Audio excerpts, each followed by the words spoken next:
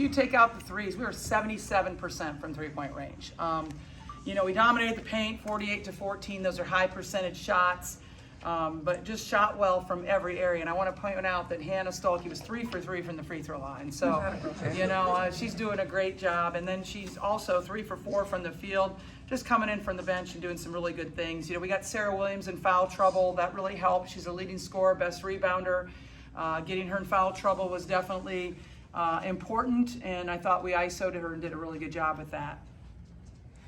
Seemed like the first start of that game, you fall behind 12-5, and then it's kind of a totally different game after that. What was kind of the issue early on, and what kind of caused that to turn around? I'm not sure there was an issue. I think they hit some shots. Maybe we needed to be a little more attuned defensively early to begin with.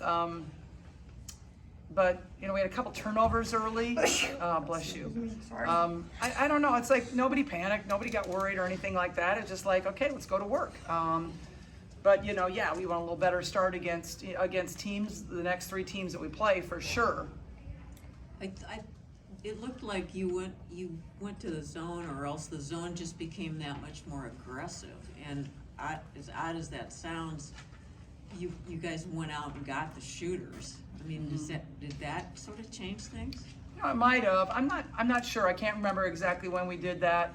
I know that we went to zone, and our player wasn't performing as well as we would like to have had it.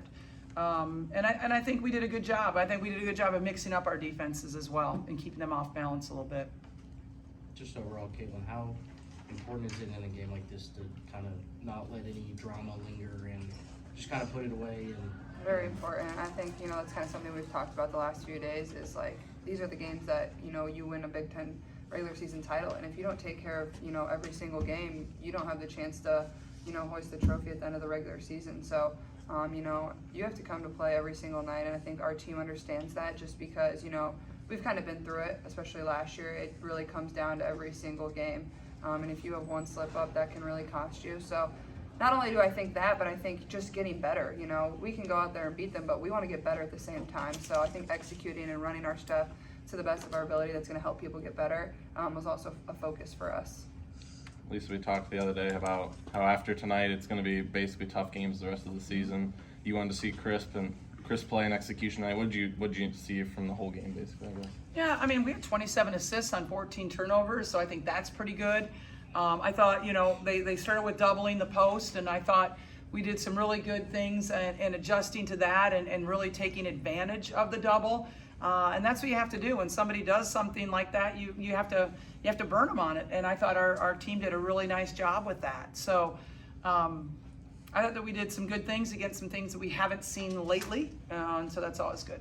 Caitlin, they were always kind of waiting for you at midcourt when you were coming up. How much did that stretch the defense, and how were you able to kind of find people inside at that point?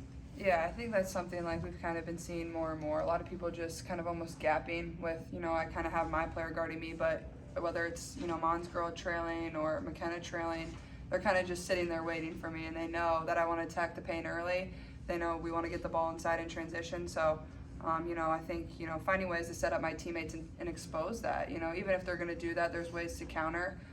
So just understanding that, and I think, I thought our post did a really good job off of the double, finding people, especially there in the second half. But I know McKenna got a couple trail 3 shots where they were helping a lot. So, yeah, it's not really anything new that I've seen. It's just, sometimes you can't penetrate as much as you would like. So, not forcing it down their throat and taking what they give you almost.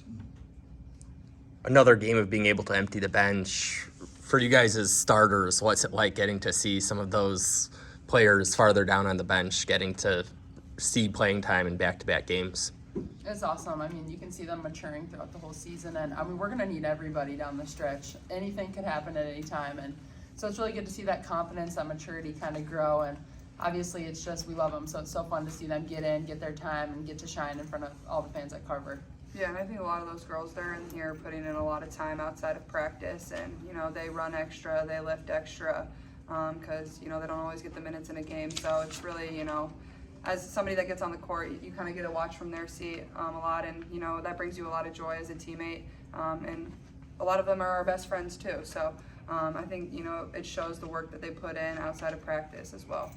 Caitlin, you got 12 shots tonight. I mean, again, you were still finding people, and I mean that's got to be a good thing for you now moving forward, that you're not forcing a lot of stuff. Absolutely, yeah. I think, I kind of just took what they gave me tonight. No reason to force anything down their throat, and, set my teammates up. I think that's kind of been a focus for me the last 2 games, helping my teammates see the ball go in the hoop, because we're going to need everybody down the stretch if we want to go where we want to go. So I think that's kind of been my focus, and probably in a normal game where it's a little bit closer and I'm playing a little bit above 28 minutes, I might take a few more shots, but I thought my shot selection was very good, and I was able to, set some people up to get some good looks. Speaking of needing everybody, how big was McKenna's, looking like herself She played well tonight. I thought McKenna played really well. 7 for 11. I just want to go back to Caitlin for a second, though. Caitlin's adjusted field goal percentage today was 92%. She had 8 assists on 3 turnovers. I mean, that's just really good basketball. And my incredible SID just told me that she's the only player in Big Ten history to rank in the top 10 in scoring and assists, and she's only a junior. Are you kidding? Like, top 10 in Big Ten women's basketball history, and she's only a junior. So, she's just going to demolish the record books. But I will go back to McKenna now. I thought McKenna had a really good game. She had a couple steals. She had 4 assists. She shot the ball well. She's disappointed in her free throws. That's what she was talking to me about in there. But everything else, I thought she played really well. How important is it to see her, get close to full health when you are getting into this final stretch? Yeah, we need her. We really need. She's just tough. I mean, and McKenna's just blue collar. She just does whatever we need her to do. Whoever we need to guard. She's just strong. She never loses her composure out there. She's level-headed. I just think she's a really good player. Coach, I think she deserves to be all Big Ten. I just want to put that out there. Sorry. I really do. How concerned are you with 14 turnovers tonight? I didn't think that was, I don't think 14 turnovers is that bad, considering we were seeing doubles, how up-tempo that we are. I don't think 14 turnovers is bad. Caitlin, does hearing these type of incredible accolades ever get old? I wouldn't say it gets old. Obviously, it's probably something I would have never known if it wasn't for our SID, but I don't know. I just come out and try to play every single night, and I think when I'm able to, score, assist, rebound, I think that puts my team in a really good position to win. But, honestly, like I said, I probably would have never known if it wasn't for Bailey. So, I just kind of go out there and try to play the game and have fun and love getting to do it every second, because I feel like that's when I play my best basketball, when I'm loving what I'm doing. So I guess I just try to be me, and the rest just follows. Hey, and in that vein, how is that helping the rest of the team pick up their game? Mm-hmm. Yeah, I think absolutely. I think, when I play with that smile, that joy, and I'm setting my teammates up for success, that makes all of us better. And Coach Bluder always talks when, my light shines, Monika's light shines, that shines on our whole program, and that makes our whole program better. So, maybe at times it is individual accolades for the both of us, but in reality, 1, we wouldn't accomplish that if it wasn't for every single person in our locker room, and 2, it's making our whole program better. Having both Monika and Hannah, how helpful has that been, a 48-14 advantage in points in the paint today? Monika is truly one of the best posts in the country. She's one of the most efficient posts in the country.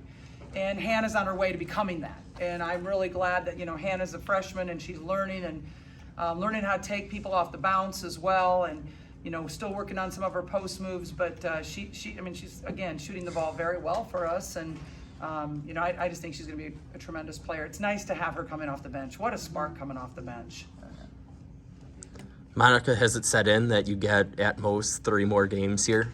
Honestly, not really. I've just kind of been taking it day by day. I'm honored to have played here and had the opportunity for a 5th year, but I'm the type of person who, I'm going to look back on it and get maybe emotional, or it's going to hit me, but this is still our season. I don't have time to kind of be emotional and think about myself and kind of that thing.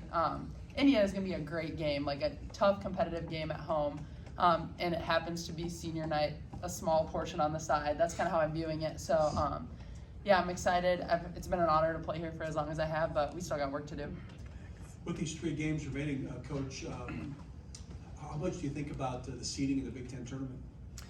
You know, we're really not worried about that. We're worried about beating the Cornhuskers on Saturday. I mean, it's one game at a time.